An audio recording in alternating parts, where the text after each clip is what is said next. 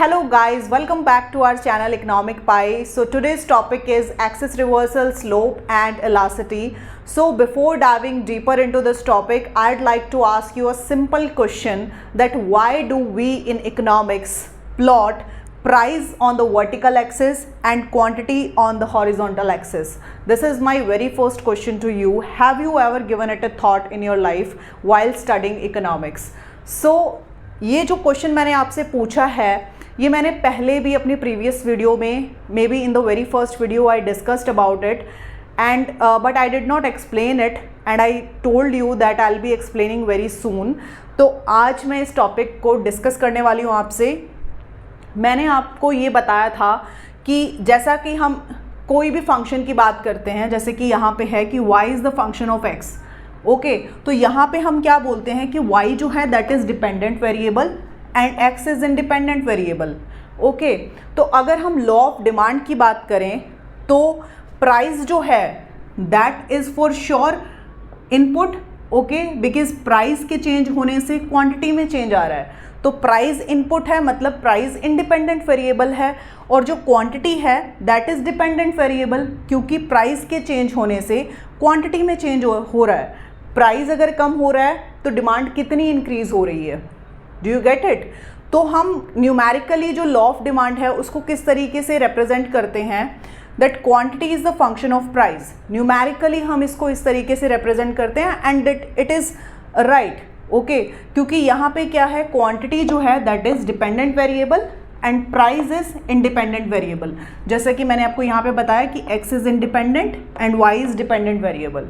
Okay, ये mathematics की एक कन्वेंशन है. Okay, this is the norm जो कि है कि ये Q जो है this is dependent and price is independent, right.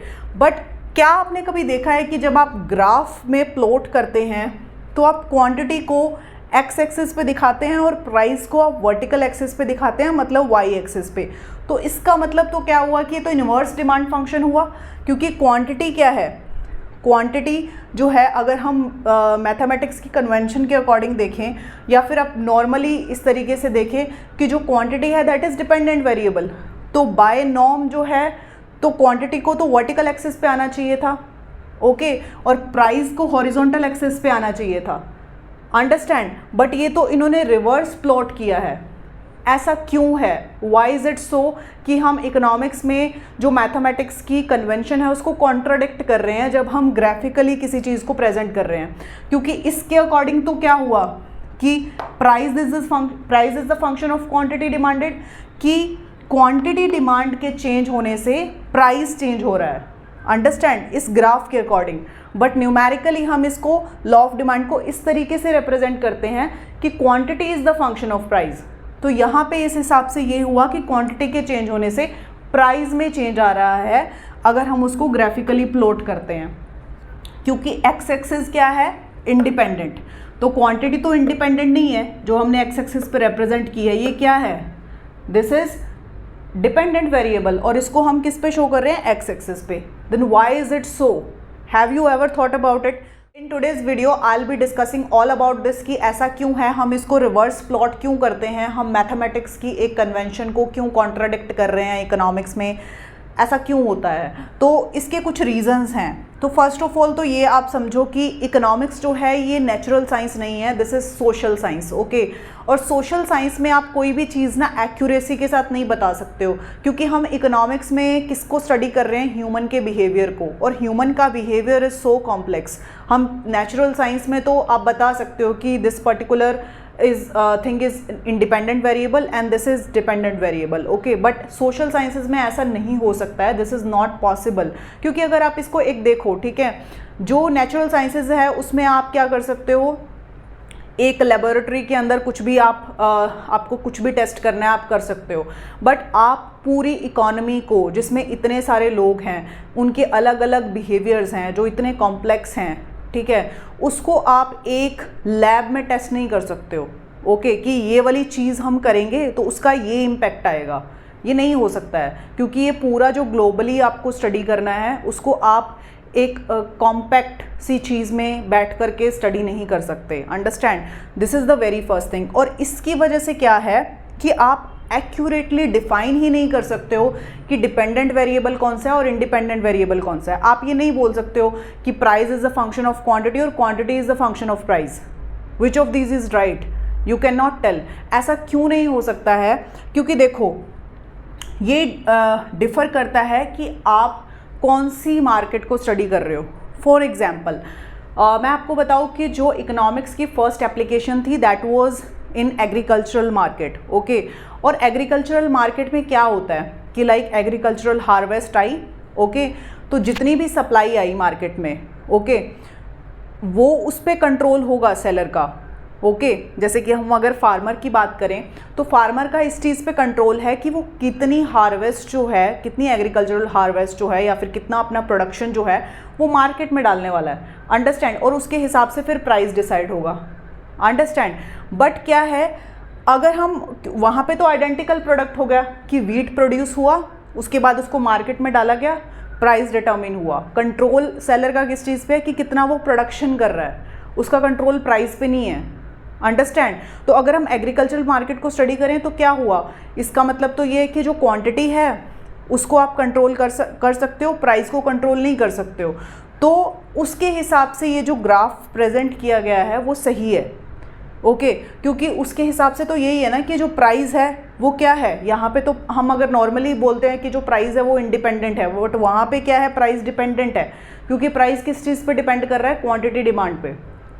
मतलब कितनी क्वांटिटी आप मार्केट में डाल रहे हो उसके ऊपर डिपेंड कर रहा है कि प्राइस कितना डिटर्मिन होगा। अगर ज़्यादा सप्लाई होगी तो प्राइस कम हो जाएगा, अगर सप्लाई कम होगी किसी भी रीज़न की वजह से, लाइक वेदर कंडीशन सही नहीं है या फिर कुछ भी, तो उससे क्या होगा, जो प्राइस है आपका वो हाई हो जाएगा, इंक्रीज़ हो जाएगा, ओके। तो उस कंडीशन में अगर हम देखें तो ये बिल्कुल एक्यूरेट है जो आपने ग्राफ में प्रेजेंट किया है, ओके।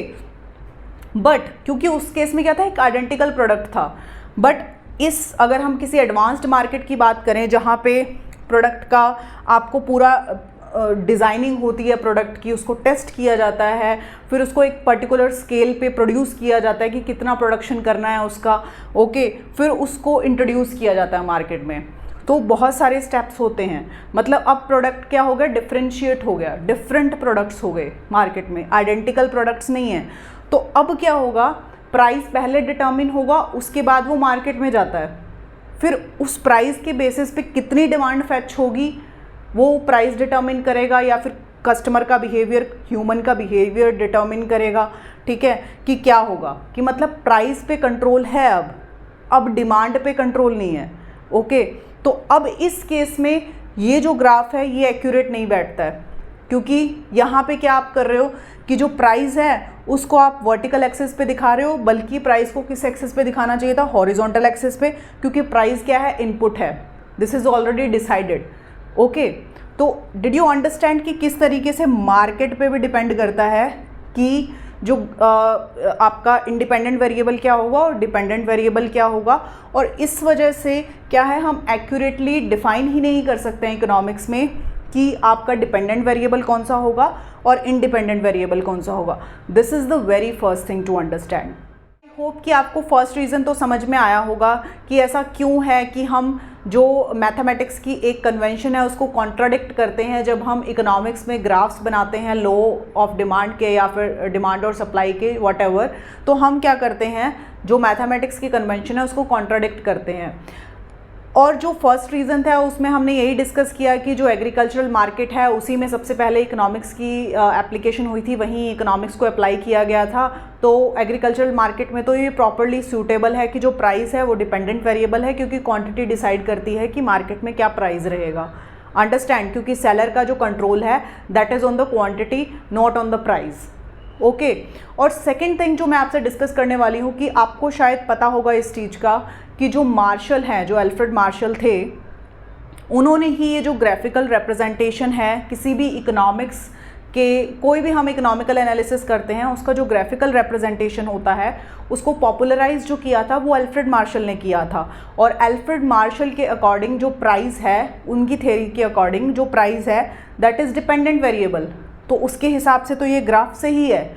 और आपको पता है फिर वो जो कन्वेंशन चल रही है फ्रॉम मैनी डेकेड्स, तो वो चली आ रही है कि उसको चेंज नहीं किया किसी ने आगे। जो मार्शल ने जिस तरह से प्लॉट कर दिया कि प्राइस को वाई एक्सिस पे और क्वांटिटी को एक्स एक्सिस पे, और वो वैसा ही चला आ रहा है, क्योंकि उनकी थ्योरी के हिसाब से तो इससे ही है कि प्राइस जो है उन्होंने तो डिपेंडेंट ही लिया था उनकी थ्योरी में। तो ये रीज़न है। और जो अगर हम वैसे बात करें कि न्यूमेरिकली हम इस तरीके से क्यों डिस्कस करते हैं, क्योंकि जब हम किसी भी कंपेटिटिव मार्केट का स्टडी करते हैं, उसका एनालिसिस करते हैं, तो वो हम वॉलरस की थ्योरी के अकॉर्डिंग करते हैं।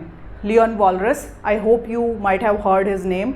तो वॉलरस के अकॉर्डिंग करते हैं, और जो वॉलरस है उसके हिसाब से क्या है कि जो क्वांटिटी है दैट इज़ डिपेंडेंट वेरिएबल।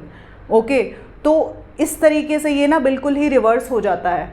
तो this was the second reason कि ऐसा क्यों है कि ये जो ग्राफ्स में जो है इनवर्स प्लॉटिंग हो रही है। And now coming towards the third reason. Third reason क्या है कि ये हो सकता है कि the economist back then might have imagined कि जो शॉर्ट रन में अगर हम बात करें तो जो प्राइस है वो डिपेंडेंट वेरिएबल है, क्योंकि एक गिवन क्वांटिटी, जैसे कि हमने एग्रीकल्चरल हार्वेस्ट की बात की रही, तो हम पुराने टाइम की बात कर रहे हैं, तो इकोनॉमिक्स की जो एप्लीकेशन थी वो एग्रीकल्चरल मार्केट में ही हुई सबसे पहले। तो उन्होंने ये सोचा होगा कि लाइक फॉर गिवन टाइम क्या है, अगर हम शॉर्ट पीरियड ऑफ टाइम की बात करें तो क्या है कि एक गिवन क्वांटिटी आप मार्केट में डाल रहे हो किसी भी प्रोडक्ट की, जो एग्रीकल्चरल हार्वेस्ट है अगर मैं उसकी बात करूं, और उसके बाद प्राइस डिटर्मिन हो रहा है, तो प्राइस डिपेंडेंट है। But in the long run क्या है, प्राइस इंडिपेंडेंट वेरिएबल बन जाता है। ओके, तो ये उनका थॉट प्रोसेस हो सकता है कि जो ऐसा डिसाइड उन्होंने किया कि ग्राफिकली इस तरीके से हमको रिप्रेजेंट करना है। तो मैं आपको अगर वैसे बात करूं कि हमेशा ऐसा नहीं होता है कि ये हम जो मैथमेटिक्स की कन्वेंशन है नॉर्मली कि हम ये बोलते हैं कि जो डिपेंडेंट वेरिएबल है उसको वाई एक्सिस पे शो करना है और इंडिपेंडेंट है उसको हॉरिजॉन्टल एक्सिस पे शो करना है या एक्स एक्सिस पे शो करना है। तो ये मैथमेटिक्स की जो कन्वेंशन है ये हमेशा ही लाइक कॉन्ट्राडिक्ट नहीं होती है इकोनॉमिक्स में। कुछ ऐसे हैं जो भी हमने अभी डिस्कस किया, जैसे लॉ ऑफ डिमांड के बारे में, कि जहाँ पे इसमें इसका थोड़ा कॉन्ट्राडिक्शन हो जाता है, और वो उसका रीज़न भी हमने डिस्कस कर लिए कि ऐसा क्यों है कि जो पहले इकोनॉमिक्स ने यूज़ कर लिया वही अब आगे चला आ रहा है, उसको चेंज नहीं किया किसी ने। अंडरस्टैंड। बट कुछ ऐसे भी हैं, जैसे कि आप यहाँ पे देख सकते हो कि अगर हम कोस्ट ग्राफ्स की बात करें किसी भी फॉर्म के, किसी भी मैन्युफैक्चरिंग यूनिट के, तो उसमें क्या है, आप कोस्ट ग्राफ्स में आप देख लो कि जो आउटपुट है उसको आपने एक्स एक्सिस पे शो किया हुआ है और जो कोस्ट हैं उसको वर्टिकल एक्सिस पे शो किया हुआ है। अंडरस्टैंड। तो इसके हिसाब से तो ये सही है, क्योंकि आपको एक्स एक्सिस पे क्या शो करना है, एक्स एक्सिस पे आपको इंडिपेंडेंट वेरिएबल शो करना है और डिपेंडेंट किस पे शो करना है, वर्टिकल। तो कोस्ट क्या है यहाँ पे, डिपेंडेंट है।